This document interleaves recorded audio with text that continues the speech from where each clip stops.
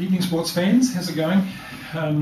Wanted to just talk to you a little bit about mindset today, not because you haven't heard me talk about it before, but two reasons actually. One is that we're starting to get bookings for Wellington and Christchurch advanced trading workshop, and so that's just making me think about what am I going to talk about. And at the Auckland event, I ended up cutting out all of the stuff about headspace and mindset because we just ran out of time in the day.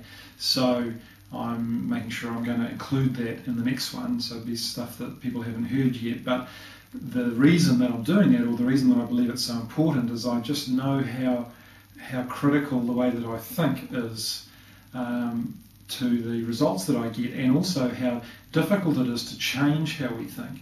And in reality, I'll explain why in a minute over a deal that I'm in the middle of at the moment. In reality, I think that our mindset actually in some ways doesn't change, but we learn to manage it. We learn to not be ruled by it. For example, I had a lead sent to me from a professional associate, thanks Mike, up north, who had a lead from, I don't know if it was from a website or a private ad, what it was, but in an area that he didn't invest in, and he knew that I perhaps was interested in Ngaruawahia, which I am. So I followed up on it, and when I rang, the guy initially was describing the property and told me the numbers, and because I'm doing a subdivision in Ngaruawahia, so I was, I thought, that sounds quite good. And then we get further into the conversation, and he says, and there's a 2-bedroom minor dwelling on the property as well, so it's a home and income. I didn't even know that. I thought just the asking price for the house was all right. So it's interesting. So that was maybe a week ago, and I've been so busy that it's taken me a week to get things organised, get someone to go and look at the property. And as more information has come in about things, it's like, wow, this is a good deal. And it's so good, potentially, that I've found myself thinking there's got to be something weird, there's got to be something wrong with this, there's got to be something wrong with the property, deals like this don't come along, which is all kind of crap, but that's how most of us think, and so it was just an interesting reminder to me that I still think the same way, but I now just go, well, no, it's not. I mean, I've done the research. I know it's a good deal. Shut up, mind. I'm just going to, shut up negativity. I'm going to pursue this. So that I hope that might, encourage you who think that for people like me and other full-time property people that you hear about think that life's all easy and it's all good. It's not. There are aspects of it that are fantastic, but the reality is the issues that will attack you, they attack me. In the areas that I am weak in, I'll always be weak in. And so what I'm learning though is that I can manage those, I can control those, I cannot be ruled by those thoughts and those feelings. In the same way that Raven often feels like killing me, she doesn't do it, right? She's able to control that quite justified urge in her at times. Or those of you who have got kids, there are times when you really want to hold them up against the wall and shake them until they stop crying, but we control those things, or hopefully we do, so we can choose to be ruled by things that appear to be kind of overwhelming or not, and that is a process. And one of the things I'm going to teach you at the trading day is how to start to deal with some of those things, how to manage those thought processes so that they don't rule you anymore. But that's been quite a revelation for me to realise just in reality I still think in many ways the same way, but I choose to not let them control me. There's my phone going off yet again, it just never stops.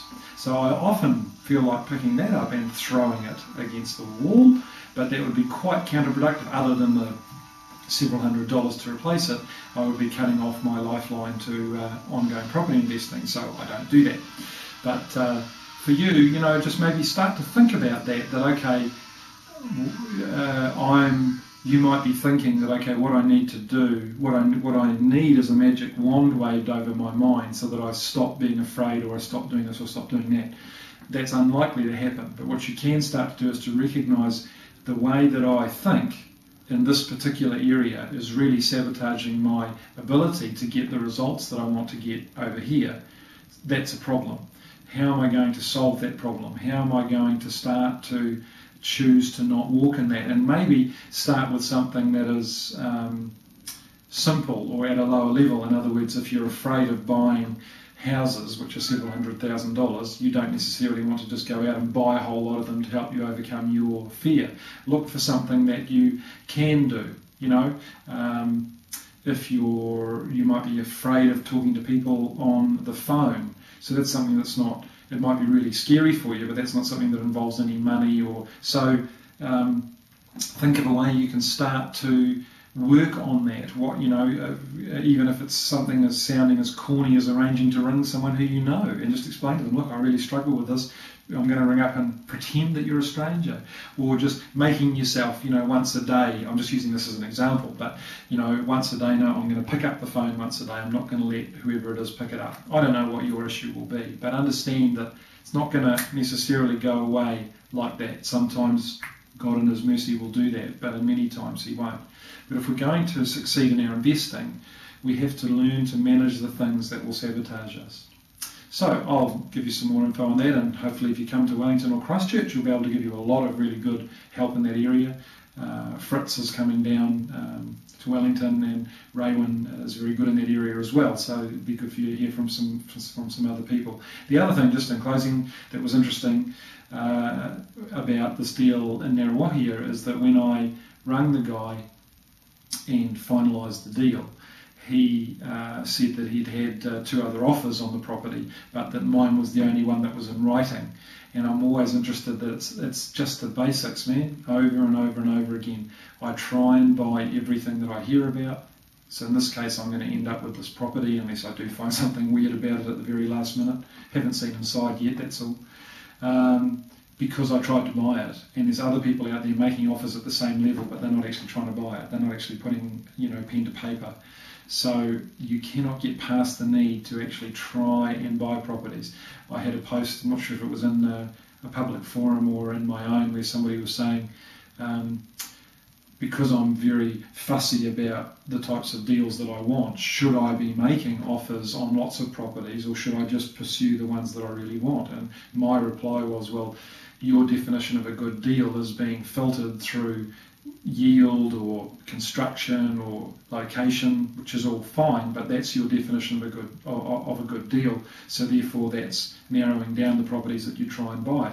My definition of a good deal is, can I make money out of this property one way or another? So the only way to establish that is to try and buy everything.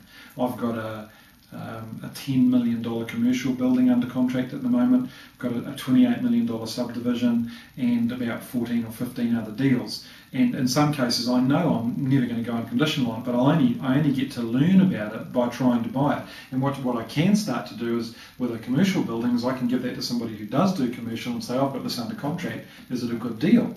And sometimes they come back and say, it's a fantastic deal, I'll buy it. Great, I don't have to know anything about it, but I managed to make some money out of it because I tried to buy it.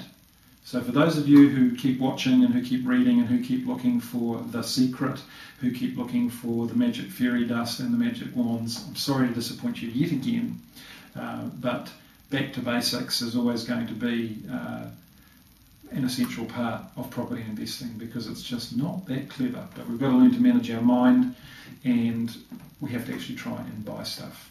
Hope that helps. See you tomorrow. Bye.